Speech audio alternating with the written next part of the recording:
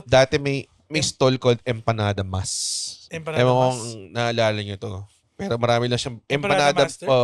Mas lang eh. Empanada Mas. Ano? Mas Masturbate? ano? Hindi ko alam. Basta nakalagay. Mas ano? Mas?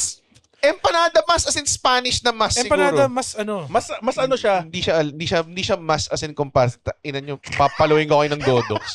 Empanada Mas lang. Empanada mas malaki. Mas maliit. masarap. Mas Kiosk masarap. lang. Takin na din nyo kasi natikman. Kiosk lang siya.